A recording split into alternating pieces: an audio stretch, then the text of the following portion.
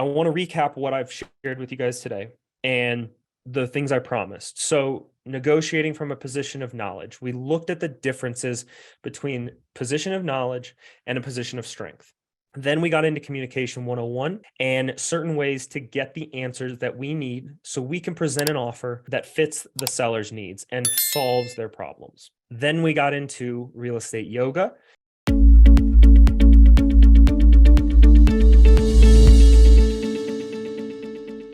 Hi guys, my name is Sharad. I'm the owner and founder of REsimpli. Welcome to our weekly mastermind call. Super excited to have Brooks O'Hearn on this call. He and I connected about a couple of weeks ago, and he mentioned the topic that he was going to talk about. And I'm like, yes, I'm super excited. There's a lot that I can take away from that. So really looking forward to it. And if you guys are able to, if you guys are not driving, if you can have your video on, that would be great. Just makes the call more interactive. You know, this is the closest we can get to an in-person event. So if you have your video camera on, I would appreciate it. Cool. All right, I'm going to get started. Hey, Brooks, how are you doing, man? Very well. Very well. I'm excited, Sharad. Yeah, me too, man. Thank you so much for being on this call. I truly, truly appreciate it. Thank you for taking time. So if you can just share a little bit about your background, kind of where you're from, what kind of investing do you do, that would be great. And then, we'll just make it a Q&A session if that's okay, unless you have something that you want to present. Either way is totally fine. Yeah, I've got some slides, and then we'll definitely jump into some Q&A at the end. Perfect. So for everybody here, I'm based in Denver, Colorado, and I've been investing with my family now for 10 years. And I've also been coaching for about 5 of those years. What we're going to touch on today is sales and negotiations and getting more offers accepted. So we're gonna dive into not necessarily the technical aspects of real estate investing or anything like that, but really truly how to first off get more offers accepted, and then how to take your profits and maybe 2 or 3x those. And I'll show you guys some case studies of how we've used this. I'll teach you guys exactly what we do, the format that we use, and then dive into some case studies and show you how this looks in a real life example. So again, I've been investing for 10 years. We've flipped over 100 properties. We've done anything from the $70,000 purchase up to $1 million luxury flips, as well as some ground up construction. And we also wholesale quite a few properties here in the Denver area as well. So that is Cool. a quick background about myself. And yeah. No, man, that sounds great. Yeah, you said you have your a presentation. So yeah, if you want to share your screen, you should have access to that. Perfect. Yes, let me go ahead and do that. So again, as I said, guys, I'm Brooks O'Hearn, and based out of the Denver market. This is me and my family. I am what I like to call the firstborn son of real estate brilliance. My parents have been investing for a lot more years than I have, and they had my brother and I reading, Rich Dad, Poor Dad. We play cash flow growing up instead of Monopoly. So real estate has always been a part of my background. And I've coached over 2,000 students nationwide. So I know the ins and outs of what a lot of you guys are going through. Again, we're going to take some Q&A at the end, and I would love to learn more about you guys and figure out where you guys are at and how this applies specifically to each one of you guys. My favorite part about each deal is the buying and selling. That is kind of like, for me, that's like the opening tip off or the first pitch, or, teeing it up. Like, that's game time for me. So I love getting in there and negotiating the buying and the selling part for all of our deals. That to me is definitely my favorite part. I'm a licensed realtor, and I also manage the acquisitions and dispositions for our family company, which is Sharemark Homes LLC. And this is no exaggeration today. If you guys are taking notes, I highly encourage that. If you're not taking notes already, get out your pen and paper, because 100% of you have the chance to drastically change your business throughout this presentation. This is going to be, like I said, I'm diving right into the exact formula that we use for sales and negotiations. And let's start off with why sales and negotiations. If you guys are anything like me and you scroll through social media, you're seeing ads all the time for a different course or a different coach or a different software, and everything they all have, like, hey, come learn how to do like subject to or seller financing, or come learn how to work with probate and estates, or learn how to buy foreclosure deals or tax liens. And with respect, I have a lot of coaches and mentors who I've learned from over the 10 years. Respectfully, there is not like a magical type of lead that all of a sudden converts better than any other. And what it really comes down to is how we help those leads as we get them into our business and into our funnel. And this is where sales and negotiation has taken me, as I've learned about the selling process and the negotiating process. I've spent thousands of hours learning this and perfecting it so that we can bring it to our company, as well as then teach our acquisitions team, and then teach our contracting team and anybody that really we come in contact with, how to truly negotiate and communicate with people. And that's what we're going to be going on today. Sales and negotiations can truly take you from it could take, maybe you're in the early stages of your business, and it could take you to very quickly scaling to a few deals a month or 10 deals a month or more.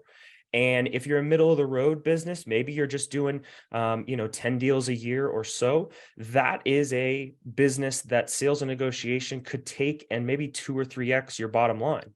So for us, I'll just run through a quick stats on us, and this hopefully will paint a picture of what's possible with sales and negotiations.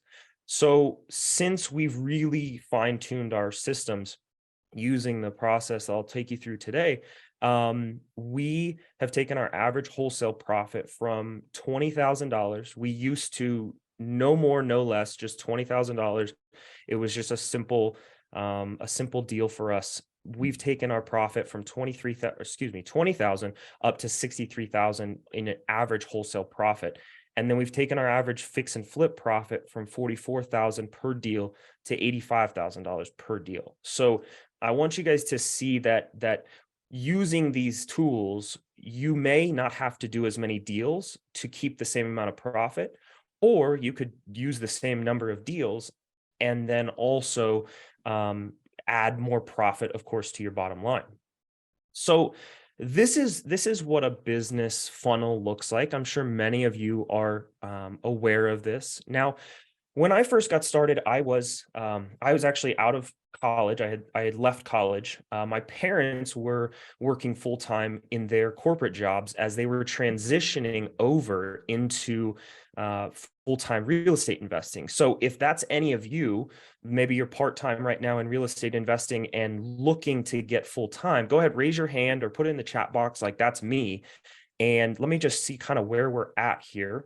Yeah, we have a few people on the call that that are doing like maybe part-time, or some people are recognized that are working for larger corporations, some acquisition and disposition managers for larger companies. Like Keith raised his hand. So I think it's a great topic for keeping the same number of deals, but like increasing your total revenue by 50 to 100%. You have the same marketing spend, and all of that additional money is going to your bottom line, to your net profit. So yeah, I'm excited, man. I'm really excited. Absolutely. Perfect. Thank you for that, Sharad. Perfect. And so what I was always taught, like, this is an overgeneralization, but like you get 100 leads in, you get to 50 walkthroughs, 25 of those become offers, and then maybe you close like one of those deals or two of those deals, right? And again, that's an overgeneralization or simplification of the numbers. But the problem that most people run into as they look to scale that is, okay, if I want to take the one deal at the bottom of the funnel and I want to then double it, right? Then I need to go back up to the top of my funnel and go now add 100 more leads. Well, some of us don't. There's just not enough hours in the day to manage another 100 leads, or you now grow your acquisition team, or you scale and you add different employees in your team. The thing that I've realized is, throughout that funnel, if we could just fine tune the process of the number of walkthroughs, the number of offers, and then finally double or triple the amount of deals or double or triple the amount of profit that comes out of each deal, then that's the point that we want to get to. And that makes a much greater difference to the bottom line. So let's go through some of the key ingredients here. This is, by the way, Sharad, I use all my own images here, so you can do whatever you need No, I with was gonna this say that's a recording. pretty So good it's, looking kitchen. yeah, That's a pretty good looking kitchen. yes, Yeah.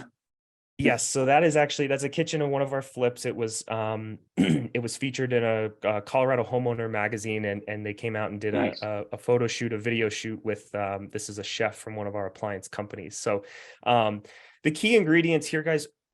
Excuse me. We're going to be negotiating from a position of knowledge as opposed to a position of strength or power. And I'm going to show you guys how to do that here in just a second. Then we'll dive into communication 101. This is how to get the answers that you need. I'm going to share some slight tweaks to the questions that you may be asking sellers that are going to get drastically different answers. And, a lot of people, I think they hear communication and they're like, oh, okay, well, I'm not extroverted, or I'm not a natural at communication. This communication, it doesn't matter whether you're extroverted, introverted, or you talk a lot, or there's millions of degrees of types of communication, but we'll dive in to some of that as well. I'm going to teach you guys some real estate yoga. Don't worry, no physical movement will be required. But this is one of the things that has truly helped us get the most deals and the most out of certain deals because of the yoga and the flexibility that I'll teach you. And then, like I said, we will dive into some case studies. So I want to first illustrate a point here. And I want to ask you guys, if I deposited $100,000 into your bank account right now, would that maybe some of you are out there saying, hey, that would be day changing money. Some of you are saying that would be week changing money or month or life changing money. If that is you, I want you to think about this for a second. If that were to change your day, your week, your month, or your life, think about why, or think about how that would change your day, your week, your life. Most often, the answers are that may allow me to quit my W-2 job and go into full-time real estate investing. Some of you guys would say that would allow me to invest in more marketing and pull more deals. Some of you guys would say, hey, I could go buy a couple rental properties and build more passive income. The key here is that $100,000 doesn't do anything until you deploy it or you put it to work, right? And the why or the how behind that. So I want you to think about most sellers that we come in contact with, and they say, oh, price is my motivating factor, right? Well, I've got news for you all. Price is always a cover up for something else. We just haven't gotten deep enough in those questions or deep enough in that negotiation to understand what is really going on in their life that price is going to change. All right. So just because there's an extra $100,000 added to an offer doesn't really make a difference unless we know where that's going. So with that, negotiating from a position of knowledge, right? First off, the most common thing, like I just mentioned, is price. All right. Every seller or every agent usually that we come in contact with says price is the most important. Price is the most important. Like I said, that's a cover up. And here's the other thing. There are, at least in the state of Colorado contract, there's 14 pages of the contract. There's over 1,000 lines in that contract, and price is just one of those lines. So there are over 1,000 other things that I could use to negotiate and win a deal that doesn't have anything to do with price. I just have to figure out how to use all of those certain things. Some people may, we talk about inspection, right? Some of you guys may waive inspection, or some of you may say, hey, I'm a little nervous about the specific deal, or I'm just not there yet where I can waive an inspection and go in and buy a property just with no inspection. So That's something to keep in mind. What we do is we will often limit inspection, or we use other areas of the contract to protect our money, protect our earnest money, but we also waive inspection on paper while not really giving up anything. So we make the offer look stronger, but us knowing the contract means that we can still protect ourselves.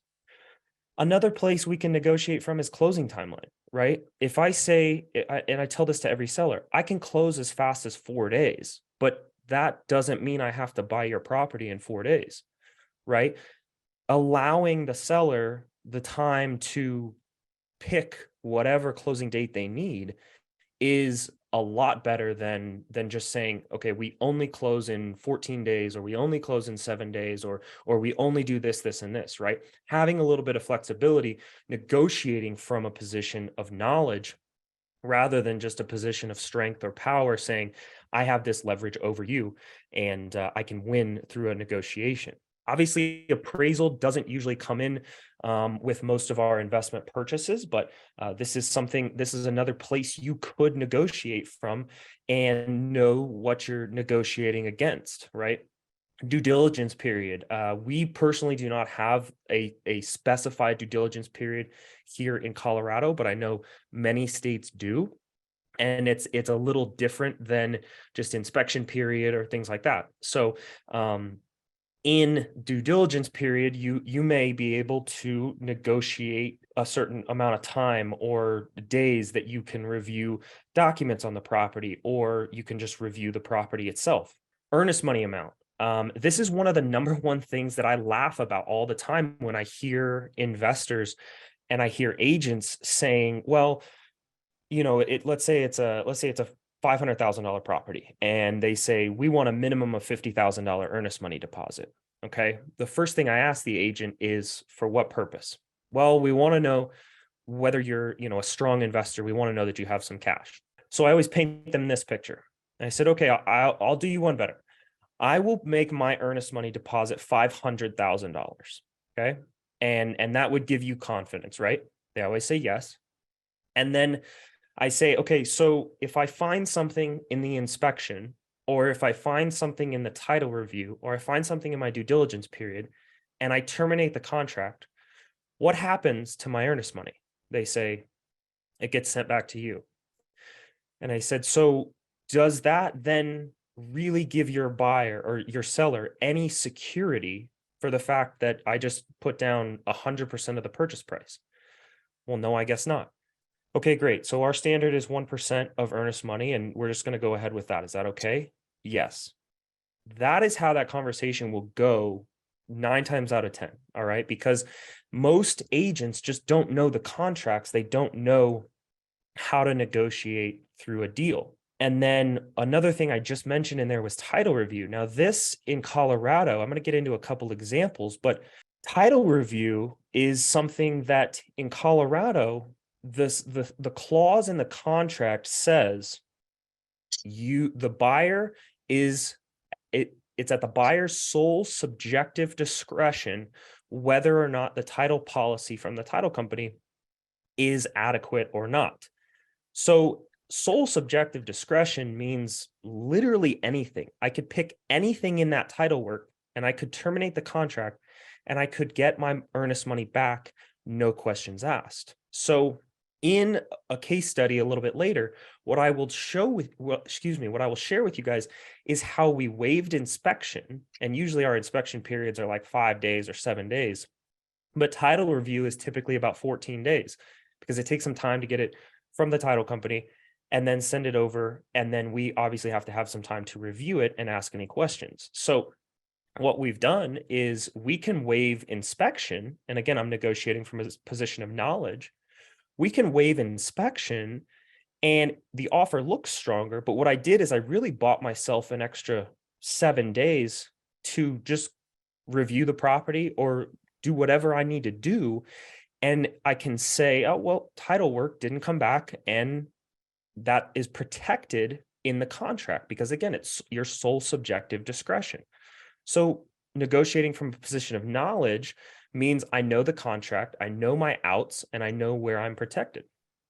And then of course financing is another way that we can negotiate. So this is a full list of ways that we negotiate that are outside of price that most people don't really have an idea of. And every time we talk with a seller, what happens is we dig deeper and we get more information and more information from them beyond just price. And then we use these tools to craft the offer that's going to match their situation and give them a solution to their current problems. And we also have to understand that a lot of these sellers just don't know things like inspection or closing timeline. So all they know is price. And so we have to be the ones that ask the right questions and pull that out of them. And that's what brings me then to communication 101, which is how to get the answers that you need. Now, communication is a true science. Okay. So I'm sure a lot of us know the words rapport, and we know how to build rapport. And what I was always taught in business school was um, you do your research on the person you're going to meet with, and you research them on social media. You find out who they are. Do they have kids? What are they like? You also look in their office when you're meeting with them. Can you find certain things on the wall and find commonality? Really, what business school was teaching me, and all my professors were teaching me, was commonality. They were not teaching me how to build rapport. Rapport is actually scientifically built, and it comes from mirroring and matching the tone of voice, the speed of the voice, the language that they use. Building rapport it's a true psychological state that you can be in and out of very quickly. So the one example I want to give you is I see this meme, or I see these TikToks or these reels all the time, and it's like guys become best friends because of just like the stupidest things. And it could be a guy walks into a room, sees another guy wearing a striped shirt, they're both wearing stripes, and they're like, dude, stripes, awesome. And they're like, well, we're best friends now, right? Well, you're not, but you just found a little bit of commonality, and then, guys just strike up a conversation. All that is, again, is commonality. That's not building rapport. So again, like I said, building rapport is scientific, and mirroring and matching what they say, how they say it. So if they use the terms, let's say inspection, and they call it a due diligence period, I'm going to probably start calling it a due diligence period. Just those minor changes matches their language patterns. Like me, I like to talk with my hands a lot. I probably will match a seller that likes to talk with their hands a lot. And if they just like are sitting there like this, then I will match that body language as well. I'll match a lot of the things that they're doing physically and physiologically, using their words. So then we have the option of what I call addition by subtraction. Now, I'm sure a lot of you guys over the past probably year or two have come into quite a few situations. If you've ever input an offer on an MLS property, or if you've ever just come across any seller that's off market, a lot of times we run into multiple offer scenarios. And what happens is, especially if it's an agent or if it's a savvy seller, they will not give a lot of information. So in one of the case studies that I'll go through a little bit later, we come in contact with a property that has multiple offers on it. And an agent says, no, I'm not going to give you any information about those other offers. Okay, that's totally fine. I can use addition by subtraction, and I can ask questions like, well, what is not in those other offers that you or your seller would like to see? Now, I'm not asking them to tell me anything about that offer. I'm just asking them what's missing from the other offers. All right. So I'll say that again. What is not in the other offers that your seller would like to see? That has given us more information in many situations than any other question, especially when there's multiple offers. And then I always like to ask what else, right? So if I'm going to ask, well, what's the most important factor when you're selling? And they'll say price. Then I will ask what else and what else and what else and what else. And I will probably ask that like 3 or 4 times because most of the time they haven't even thought of the answer to that question. It's just kind of a flippant answer like, yeah, price is most important, whatever, keep going. So asking what else just creates a little bit of pause in their mind, and they now have to start to think about additional things that truly matter to them in the course of selling. And then I'll ask, is there even any room for negotiation? Because a lot of times we will waste time trying to be the right solution when there's not even any room for negotiation. And oftentimes this is where I say the coaches and mentors and things that are out there who are teaching you guys one specific strategy of this is the way to lock up so many deals.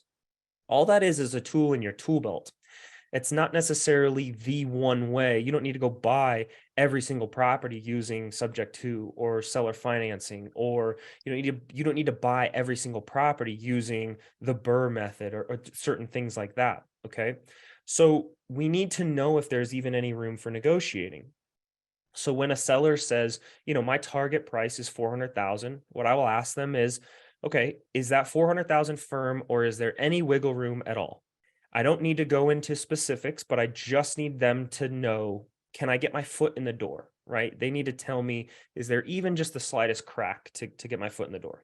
Who is leading and who is pacing? This is something to write down for sure. Leading and pacing is who holds the power and who's basically leading someone by the hand in the negotiation. So I had a student one time who told me, that he got off the phone with sellers and jumped right in the car and went over to their property because he liked to see it, feel it, touch it, and then determine his repair estimate and go from there.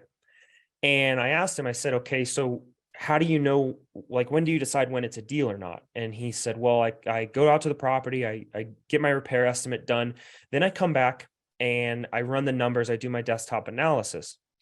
I said, okay, so then at that point, then you're deciding whether or not it's a deal. And he said, well, yeah, I mean, I'm submitting an offer, but sometimes the sellers just, we're not even in the same ballpark. So I asked him, how much time are you wasting? So I don't know, 2, 3 hours to drive out there, drive back after I did the walkthrough and then run my numbers, probably 2, 3 hours. And I asked him, I said, what if you just did 20 minutes of a deal analysis or desktop analysis right away, gave them a preliminary ballpark range, and then if if that was even in the neighborhood of their criteria, then you went out and checked the property. And that's who's leading and who's pacing, right? If you get off the phone with a seller the first time you talk to them and you jump in the car and go out to the property, they are leading you, right? You are basically the dog, they are walking you, and you are not leading the conversation as the professional. And then I want you guys all to remind yourself that it's okay to be self-ish, right? This is a word that or a phrase I like to use, self-ish. And we have to focus on us first as business owners and the professionals here, because we are in this business to make money. We're in this business to stay in business. And it is an incredibly freeing feeling when you can tell a seller, hey, I'm not the right solution for you, but here's the right solution, and just refer them out. And maybe that took 20 minutes as opposed to 3 hours or 10 hours trying and trying and trying to fit a square peg into a round hole. So I want you guys to remember that, like, we in our business model has to come first. We want to help sellers, but also we're in this business as professionals. So I want you guys to go through these questions really quickly, and then I'm going to share with you how I changed this. Now, you'll see on the right side the NLP version. NLP stands for Neuro Linguistic Programming, and that's where I've done a ton of my training and communications. And then I've got a few certifications over there. And on the left side, it's how we were initially taught. So this is just kind of to reframe your conversations with sellers. And this is going to be a new way to ask those same questions, but get different answers. So why are you selling the property? Okay. This is a common example. This is probably the number one question that every coach or mentor tells you to ask. Why are you selling? Instead, ask them, why is now the right time to sell your property?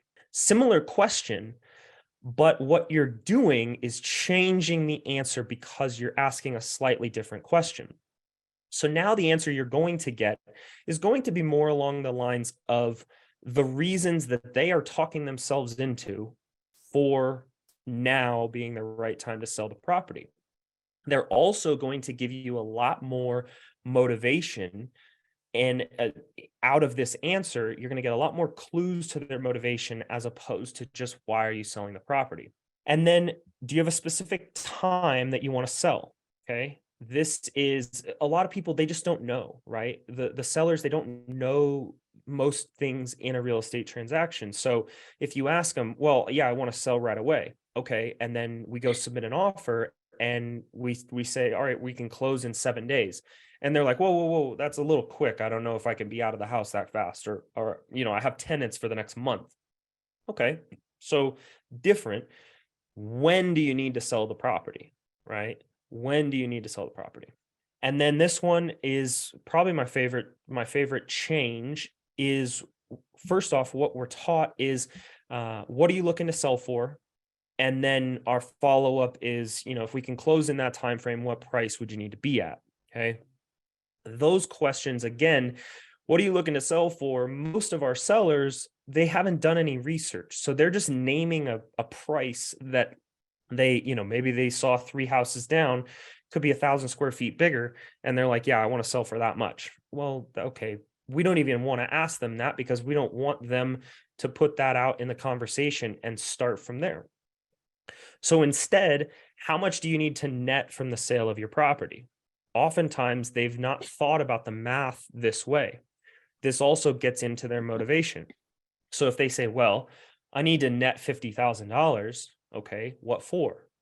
Then again, it leads right into their motivation and their problems that they're facing so that we can then craft an offer that adequately provides their solutions. All right. And then this one, there's no real connection to this question that anybody that I know has been teaching. And this question is awesome. So when you think about selling your property currently, has it been going like it should? What's missing? We know that the answer to that question, when you think about selling your property currently, has it been going like it should? The answer to that is most often going to be no. Otherwise, they would have sold the property already, right? So then what's missing? They're going to tell you, well, it could be this or this or this or this, right? They're in the whole transaction or other offers they've received, or maybe they were working with a realtor and they just didn't like having to pay commissions, or it could be any number of things that they answer. But this question will blow the boundaries on their thought process and get them to see a whole new side to the real estate transaction. All right. Now let's get into some real estate yoga.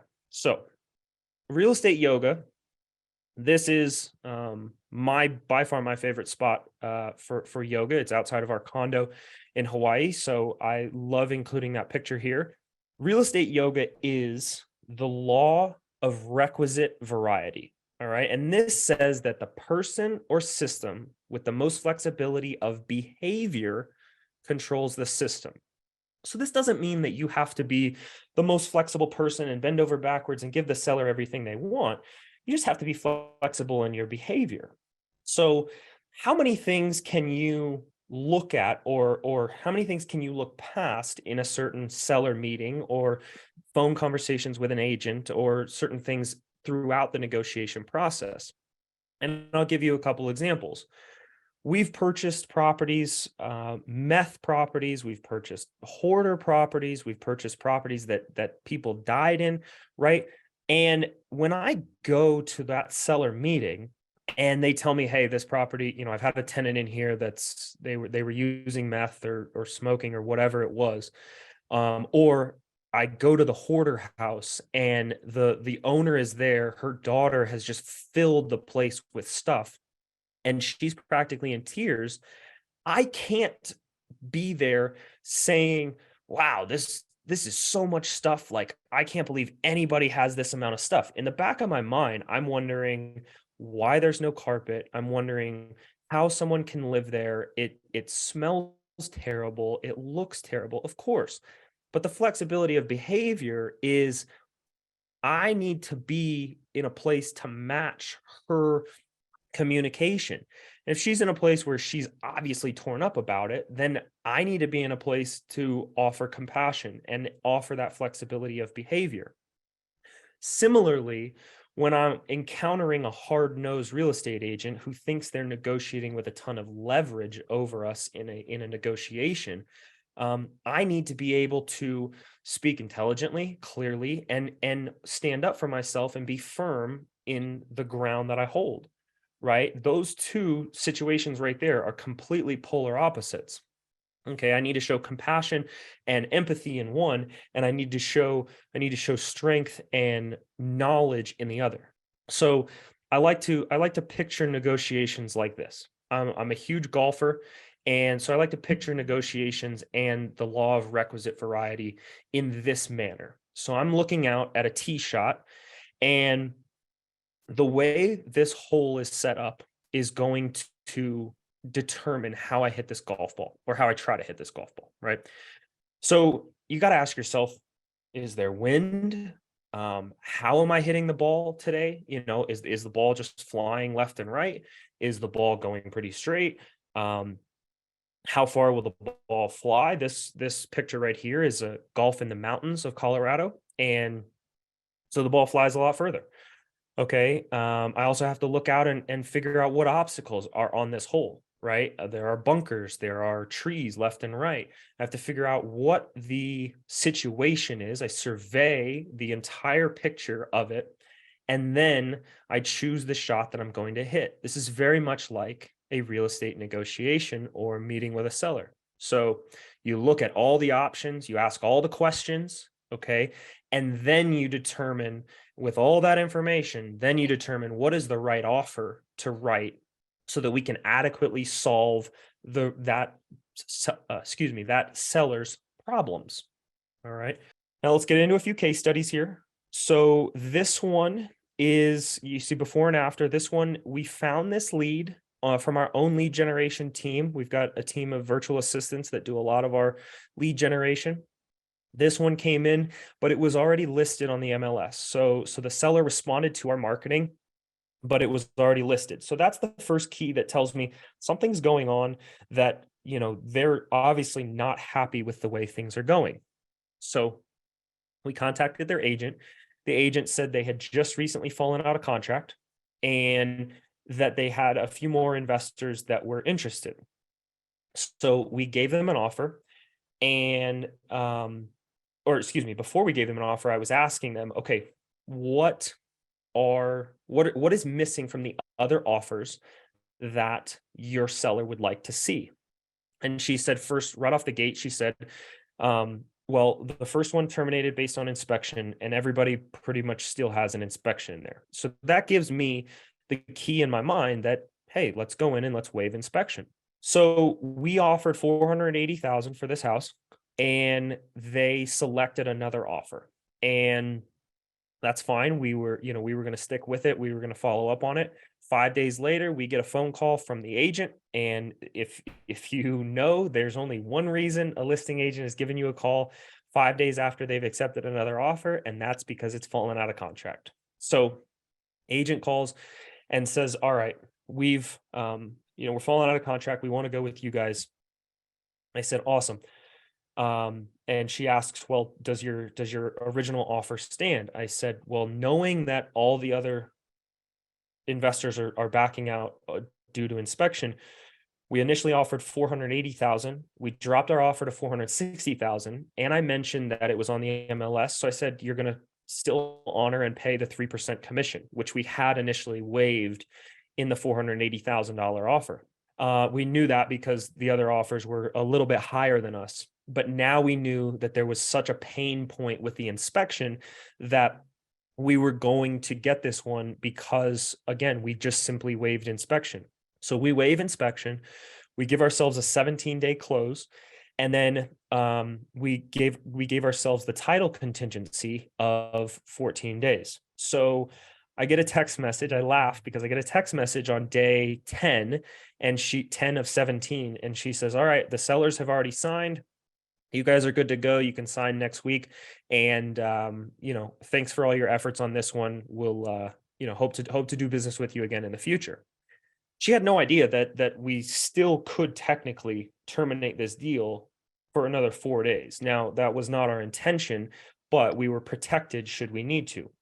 So most agents and definitely most sellers are never going to know those specifics about the contract, and it's our job to either educate them or use them to create the perfect offer and then tell them why we're doing that. So we ended up closing this one for 460,000 plus 3% back, so it was like a net of like 445,000 or something like that.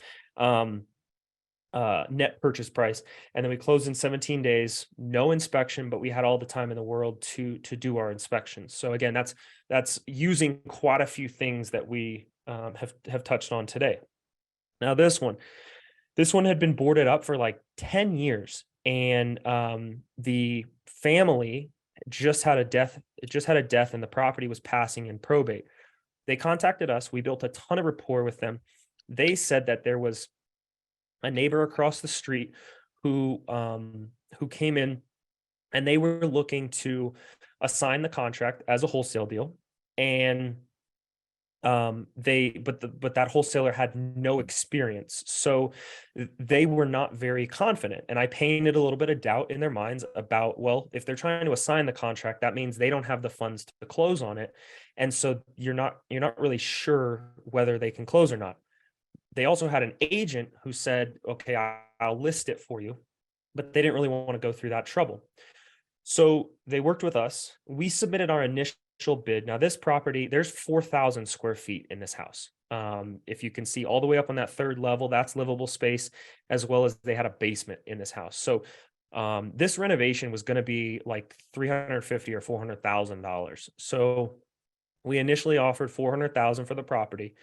And because I had built so much rapport and educated them throughout the process, they came back and said, "Hey, listen, we're going to give you another shot because you are outbid like by a lot on by the other wholesaler and by the agent who says he wants to list it."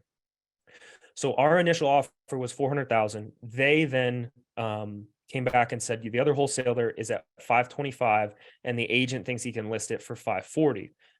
So I started doing more and more research, and we ended up coming up.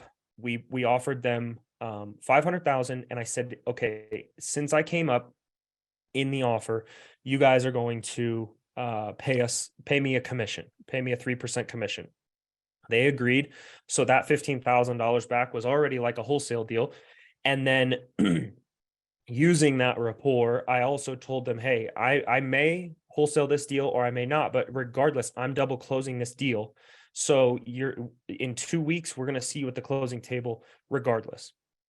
So I was upfront with them about that. Usually I'm not, but just knowing them well enough and building all that rapport with them, that was important to me to share with them. Um, we ended up getting quite a bit of interest on this once we took it to our wholesale buyers, and this actually ended up being $100,000 wholesale profit for us on this deal. And had we not built that rapport and done that educating up front, then we would have lost on the deal because we would have been severely outbid. So I want to recap what I've shared with you guys today and the things I promised. So, negotiating from a position of knowledge, we looked at the differences between position of knowledge and a position of strength. Then we got into communication 101 and certain ways to get the answers that we need so we can present an offer that fits the seller's needs and solves their problems. Then we got into real estate yoga. And again, that's the law of requisite variety and having the flexibility of behavior, which allows us to control the system And then we closed on some case studies.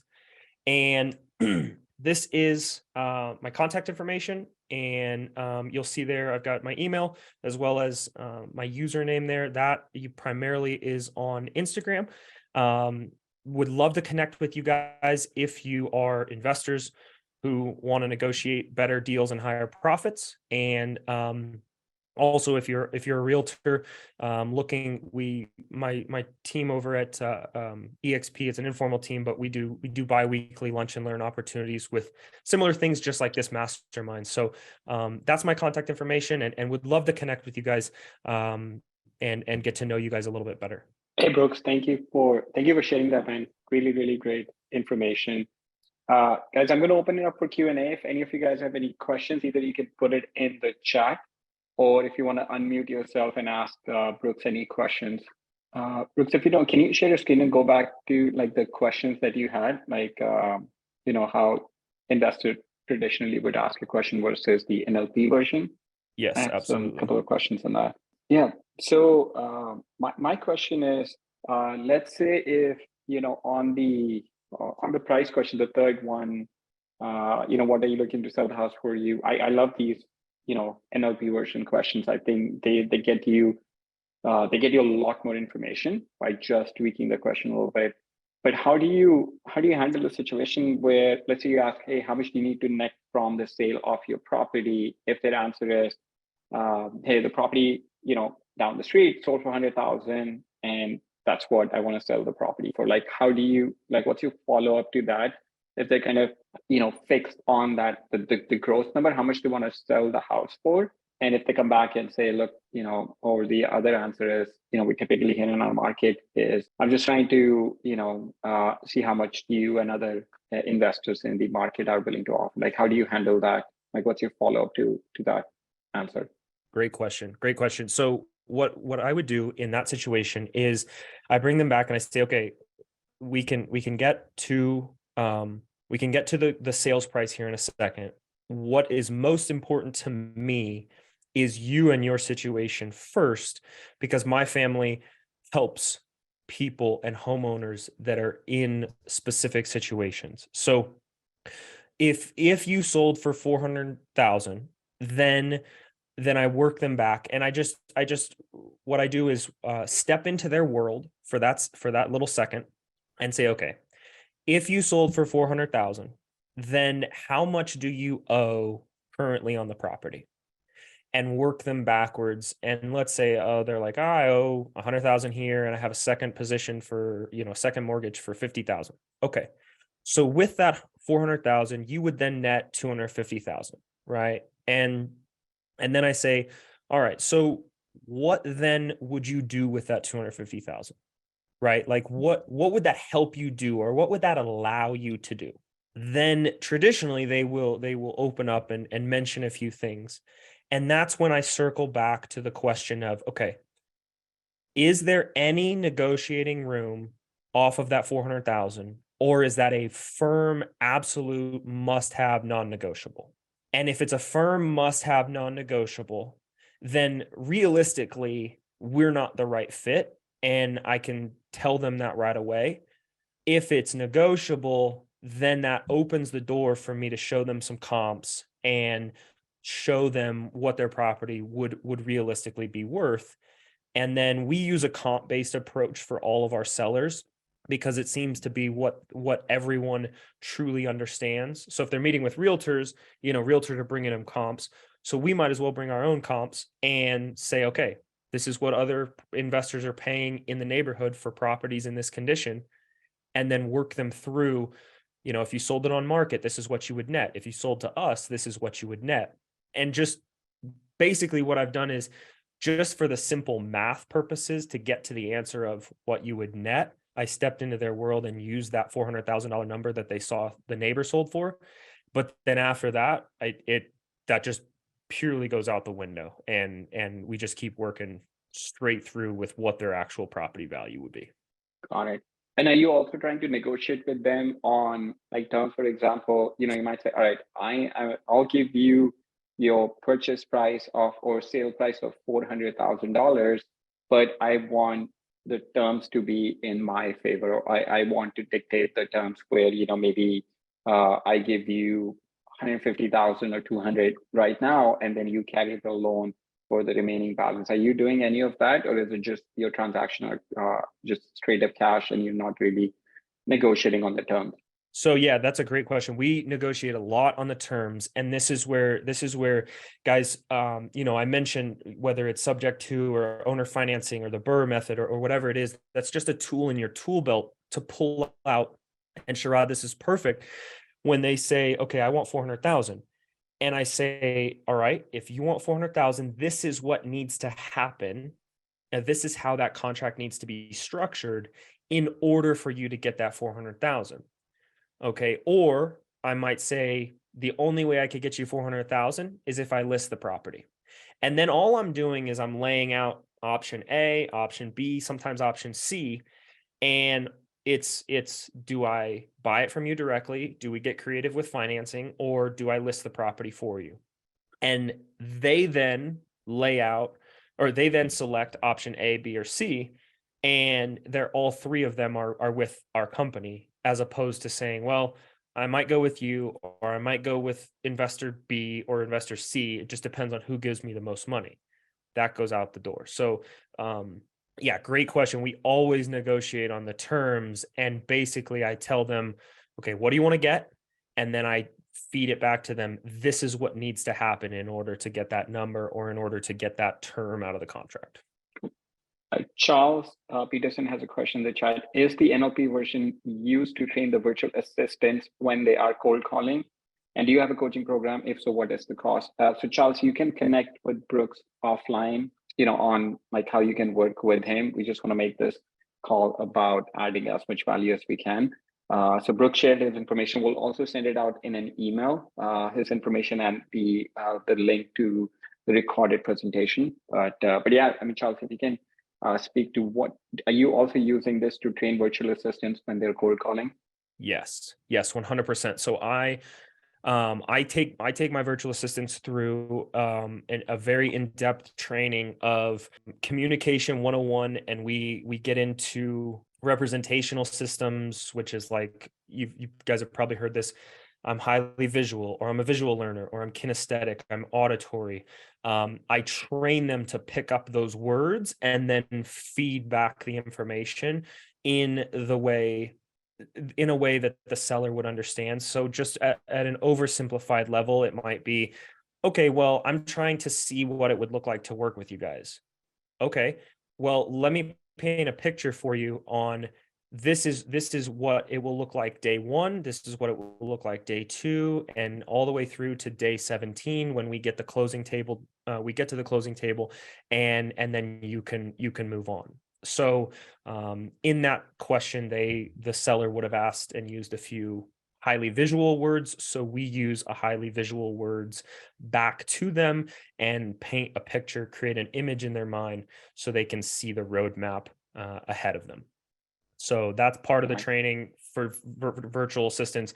But yes, I go through.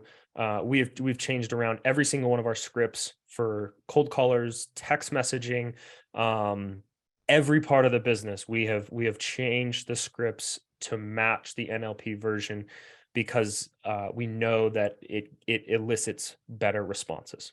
Thank you, man. So my question is, so this is great that you're using it on the acquisition side. Are you using any of this on the disposition side also when you're wholesaling the property? If yes, how are you able to like negotiate higher, offer on the B2C contract? Absolutely. That's a great question. What I've started doing is first off, I push it out to my buyers list, and I also then go to the MLS, or you could even pick up, some of your free tools, Zillow or whatever, anywhere you can get listings from. And what I do is I find properties that I'm probably already using as comps for my ARV comps, find properties that have been flipped, and then I reach out to those owners or to those agents and I say, hey, I see you bought a property 3 streets over and you flipped it. You did a great job. Well, public record is going to tell me what they paid for it, guys. So I'm going to go to them and say, would you like another property in that same price point similar renovation. And sometimes I'll undercut it, maybe 5 or 10,000. But if I know that an investor is paying, like for instance, that last case study I did, I found that investor, we'd never worked together. I knew that they paid up to $600,000 for just raw land. And this one had a little bit better potential on it. And so I had seen that they were very active in the neighborhood. I picked up the phone, I called them, I said, "Hey, what would you offer me?" They put together and said, they said they would go as high as 650. And I said, "If you write me a contract for 600, it's yours today." And so we just did it right there. So it's not necessarily like, that's not specifically NLP, but that is a great tip for negotiating and getting higher wholesale prices out of your wholesale buyers from dispositions, because you know what they paid 3 blocks over, and you know what they paid just a little bit ago. So that's one of my biggest tips for dispositions. Are you still sending email? Let's say if an offer comes in at 600,000, are you still sending it out and giving everybody, to submit their highest and best by a certain time period? Or if you get the initial offer, you just, at the price that works for you, just take it and then kind of, move on to the next property? Yeah, so I send it out. I send it out to my buyers list first. I want them to get first crack at it, and then I get to Got it. work Okay. finding and it's almost simultaneous. So, it's okay. Let's say, for instance, I send a deal out right now. It's 1 o'clock in Denver. I send it out, and then now I'm going to start looking. I'll start gathering the list of buyers that are active in the area. That probably takes 30 minutes. So my buyers list has a 30-minute head start. And then I start calling them. Sometimes they answer right away. Sometimes they don't. So my buyers get an hour head start, or it ends up being a couple hours head start. And then on that one specifically, I mean, those buyers were so aggressive, and I have a moral and ethical compass of like, I couldn't wrap my head around making more than 100K on that wholesale deal. I know they said they would go as high as 650, but I was like, let's just make this clean and easy, be done with it. I honestly felt like they were overpaying for it, so I wanted to leave some profit in the deal for them. And because a wholesale buyer that goes bankrupt or loses money on a deal, if they lose money on a deal, they're not coming back to the same source for another deal. So that's what I believe in. And so I just cut it on that one specifically. But usually I will give them about a day or two, the whole list and everybody to get highest and best in. And I usually will send out my deals unpriced, because I just will tell them, here's kind of a range of what we're looking for to my buyers list. Got it. And I usually tend to get more. And do you hold an open house on their property and then have it for like all the buyers to show up at the same time if you're assigning the contract? Like how do you manage that, and with the buyers and also with the sellers? The part two of the question is, are you telling the seller upfront that your intention is to sell the property, wholesale it, or double close on it? That's a great question again. And we double close 99% of our wholesale deals. I like to keep some control of the deal. And let's say if a buyer falls out of contract, or they flake on the last day or a couple days before closing, I still have the power to take it into my inventory, and I can find a new buyer 2 weeks down the road, or I can just start the renovations on it. So we always double close. And it just gets in there. There's just too many variables with assignable contracts. And that's just me personally. I know we're leaving profit on the table. I know that full well. But I want to protect us and our reputation. And many times if we're double closing it, I don't need to tell the seller what my plan is. I will tell them that, hey, we always run this by our partners. And sometimes when we ask them to lend on it for us, they just go ahead and pick it up. And other times, they just go ahead and they lend on it for us. And then we go ahead and get to the closing table. Either way, I'm going to see you at the closing table in 14 or 17 days. So you don't have anything to worry about, Mr. Seller. Awesome, man. I know we're past the hour. Does anybody else has any questions? We're going to be sending the recording out and then also share Brooke's information. But if anybody has any questions, last question, either you can unmute or put it in chat. Yeah, and I've got a few minutes, so keep it coming, guys, please. Any questions, big or small? Hi, Brooks. First, thank you so much for this info. I'm fairly new, but I love sales training. So I'm loving this last hour. So thank you. A general question about sellers that are somewhat undecided and maybe dependent on the offer to make a decision. So like, for example, Mike, I have a seller that's debating flipping it himself or keeping it as a rental. And it sounds like it's very dependent on the offer. So it just seems like perhaps his problem is not, I can solve his problem, but how much or how can I get into like the truth of his problem or what's going to lead him to one way or the other? Yeah, that's sense. a situation. Yeah, that's a situation we run into quite a lot, especially when you're buying from other landlords, right? And so here's a psychology tip that it took us a while to understand. These landlords who are typically self-managed, they think they can flip the property for $10,000. What they're not accounting for is all the time that they're going to take to flip the property. They probably will, $10,000, may be a kitchen and a bathroom or something, but they're going to be doing all that work, right? They're going to go buy Home Depot cabinets and just do all the work themselves. So the first question I always ask them is, are they doing the work themselves or did they get a contractor bid for any renovations? If they did, are they willing to share that with me or any information about those bids? And then the other thing would be the biggest, most pressing question in my mind for that scenario is, what would need to be present in an offer that I make you in order for you to decide to sell this property versus keep it and renovate it yourself? So if they're making the decision between, do I sell to you or do I hold it? I want to know right up front, okay, what do I have to do or what would need to be present in that offer so that you choose to go with me? And you'll notice it's slightly different than, oh, maybe we lost her. It's slightly different than asking like, well, what do I have to do to win this bid? Right? What do I have to do? No, sorry. What do I have to do to win this bid is different and from a position of kind of weakness than what would need to be present in that offer for you to select us.